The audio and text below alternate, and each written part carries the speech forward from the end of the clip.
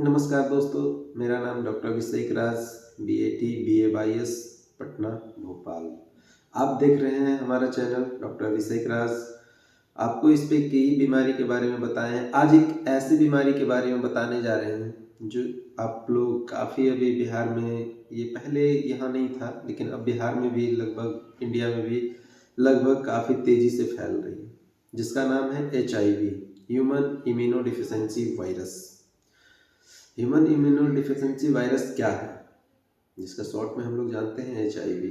ये एक वायरस है, एक वायरल प्रॉब्लम है जो एक दूसरे से संक्रमण में आ जाता है, ठीक है ना, एक दूसरे से संपर्क में आते हैं।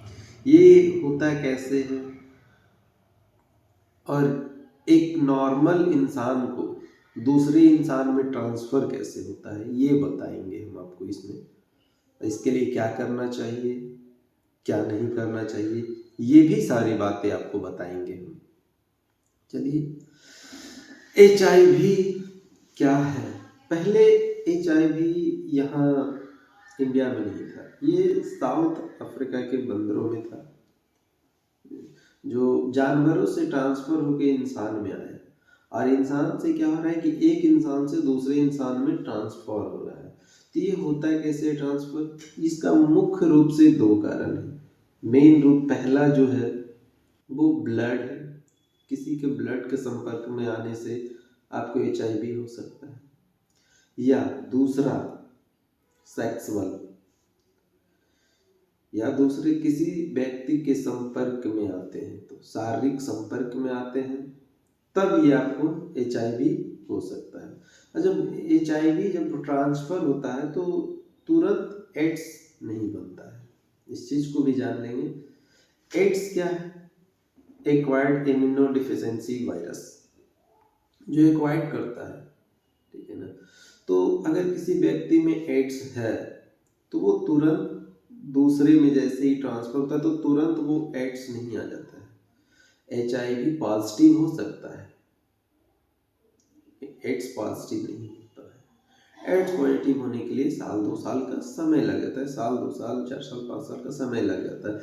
जैसे ही HIV जो है, किसी व्यक्ति के अंदर अगर HIV है और वो किसी दूसरे व्यक्ति के ब्लड से, सैंपल से अगर चला गया है, किसी भी कारण से भी अगर दूसरे स्वस्थ व्यक्ति के अंदर अगर चला जाता है तो वो क्या करता है, HIV जैसे ट्रांसफर करता है किसी व्यक्ति में, तो वो धीरे धीरे धीरे एक्वाइट करता है। एक्वाइट करते करते क्या करता है, ये धीरे धीरे WBC को मारना चालू करता है या फिर T सेल को मारना चालू करता है।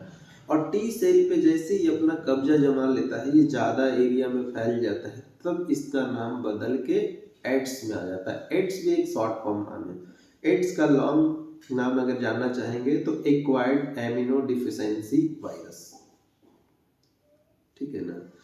एक्वायर्ड का ये होता है एड्स का। HIV को पहले ही बताया है कि HIV में ह्यूमन इम्यूनो डिफिशिएंसी वायरस होता है। चलिए, अब ये हो गया। अब ये नाम से तो कंफर्म हो गया कि HIV अगर किसी को है तो किसी को ऐसा लगता होगा कि अगर फलाना आदमी को HIV है तो हम उसके साथ बैठ रहे हैं, खा रहे हैं, पी रहे हैं, तब हमको भी HIV हो जाएगा। ऐसा बिल्कुल नहीं है। आप लोग जान लें, अगर किसी व्यक्ति को HIV है तो वो उसका अगर ब्लड संपर्क में आते हैं या उसका शारीरिक संपर्क में आते हैं तभी आपको हो सकता है, अन्यथा दूसरे तीसरे किसी माध्यम से नहीं आ सकता है। अगर मान लिया जाए कोई महिला के अंदर HIV है, अगर वो गर्भावस्था में है तो उसके बच्चे में ट्रांसफर होने की संभावना हो सकती है, इसमें कहीं दो राय नहीं है। अगर किसी महिला में है और किसी बच्चे में नहीं है और बाद में उस महिला को हो गया, अगर वो स्तनपान कराती है, अगर बच्चे को अपना दूध पिलाती है, तो इससे भी वो ट्रांसफ़र हो सकता है। लेकिन महिला में ये HIV ज़्यादातर कहाँ होता है, तो ये ज़्यादातर ओवम में रहता है। ओवम में रहता है या ब्लड से ओवम में जाता है, ठीक है ना। तो ओवम में रहता है और पुरुष का कहाँ रहता है, स्पर्म में रहता है। ये ज़्यादातर वो उसके लिए एक सेफ जोन है कि वहाँ वो वायरस जो एकदम सुरक्षित अपना घर बना लेता है धीरे धीरे करके। तो इस चीज़ को जान लें। अगर किसी को HIV पॉजिटिव आता है तो इसका ट्रीटमेंट ले सकते हैं। एचआईवी में आदमी का जीने का संभावना होता है, लेकिन एड्स में जीने का संभावना बहुत कम जाता है। देखिए, अब हम कारण बताते हैं कि आता कैसे। मान लीजिए एक व्यक्ति को है और किसी दूसरे स्वस्थ व्यक्ति को अगर आ रहा है तो कैसे आ जाता है दूसरे व्यक्ति में, ये हम बताते हैं आपको। सबसे पहला, अभी हम लोग जैसे ब्लड, या मान लीजिए कोई बस में हम लोग जा रहे हैं, कोई बस से अगर सफ़र कर रहे हैं, उसमें कोई एक व्यक्ति एचआईवी पॉजिटिव है।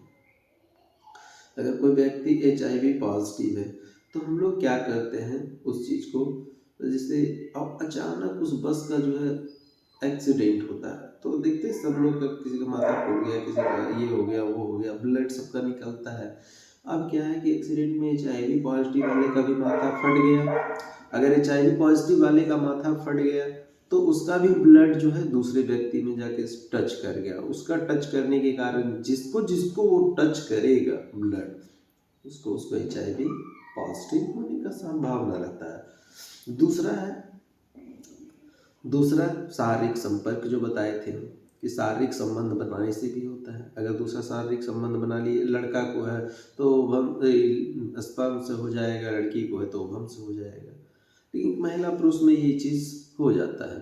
तो अगर ये दो चीज़ अगर आप जान रहे हैं तो आप उससे संपर्क नहीं बना दें, सेफ्टी में रहें।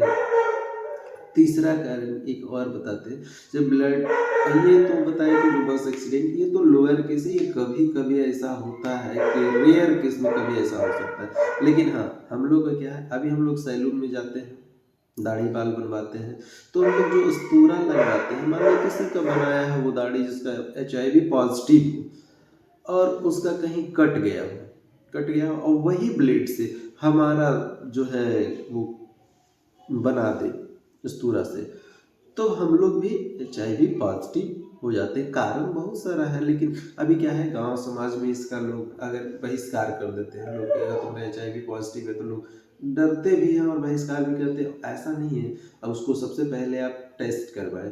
अभी भी देखते हैं डॉक्टर के यहाँ अगर कहीं भी ऑपरेशन के लिए जाएंगे तो सबसे पहले क्या करता है, सीबीसी टेस्ट करता है कि आपका blood count, complete blood count क्या है। ब्लड काउंट क्या है, उसमें WBC सब सारा चीज़ देख लिया जाता है, चलो नॉर्मल है तो ठीक है। उसके बाद वायरल मार्कर का जांच होता है। अगर वायरल मार्कर जांच नहीं करेगा तो कोई भी ऑपरेट नहीं हो सकता है, क्योंकि वो अपना सेफ्टी पहले देखता है। अगर किसी को एचआईवी पॉजिटिव है तो उसको ऑपरेट नहीं किया जाता है, क्योंकि अगर उस सामान से अगर किसी को ऑपरेट हो गया तो दूसरे किसी व्यक्ति को नहीं हो सकता, वो पूरा का पूरा सामान जो है बेकार हो जाता है। क्योंकि अभी ये बताया कि ये ब्लड टच से होता है, तो इसलिए दोस्तों ध्यान दें इस चीज़ पे। और आप लोग, जिन लोगों को भी अगर समझ में, लक्षण पे नहीं जाए, क्योंकि इसका लक्षण बहुत कम दिखाई पड़ता है, लेकिन हाँ, जैसे ही एचआईवी ट्रांसफर करता है एड्स के रूप में, एक्वायर्ड इम्यूनो डिफिशिएंसी वायरस के रूप में जैसे ही आ जाता है ये, ठीक है ना, तो ये क्या करता है, WBC को मारना शुरू करता है, वो अपना कब्जा जमा लेता है और शरीर को कमजोर करता है। तो आप जब भी देखेंगे कि एचआईवी जो मरीज जो मरता है तो उसका लिखाता है फेलुअर मैनी यंग, क्योंकि उसका किडनी डैमेज कर देगा, लंग्स डैमेज कर देगा, लीवर डैमेज कर देगा, तो बहुत सारा ऐसा पार्ट्स जो है डैमेज करते चला जाता है। तो आप कभी भी देखते होंगे कि उनका अगर रिपोर्ट आता है तो लिखा जाता है कि फेलुअर मेनी पार्ट्स, जो है बहुत सारा ऐसा पार्ट्स जो होता है वो फेल कर जाता है, कहीं कोई संभावना नहीं रहता है बनने का, मतलब सारे पार्ट्स को जो है धीरे धीरे करके डैमेज करना शुरू कर देता है। इसके कारण जो है आदमी का मौत हो जाता है। तो इसलिए आप लोग ध्यान रखें, अगर आप लोग को एचआईवी या ऐसा कुछ लगता है, सबसे पहले वायरल मार्कर का टेस्ट कराएं। और अगर सैलून में आप बाल दाढ़ी कटवाते हैं तो सबसे पहले स्तूरा पे स्प्रे जो भी है पहले उसको साफ करवाएं, उसके बाद फिर नया ब्लेड को लगाएं, तब जाके आप करवाएं, वरना आप बाल कटा के वहीं तक छोड़ दें, स्तूरा ना लगवाएं। ये आप लोगों से रिक्वेस्ट रहेगी, क्योंकि सबसे मेन तरीका यही है जो कि ट्रांसफ़र कर जाता है आपका HIV दूसरे व्यक्ति में पॉजिटिव होने का चांसेस बना लेता है। तो चलिए, मेरा वीडियो कैसा लगा इसमें आप बताएंगे कमेंट करके। धन्यवाद।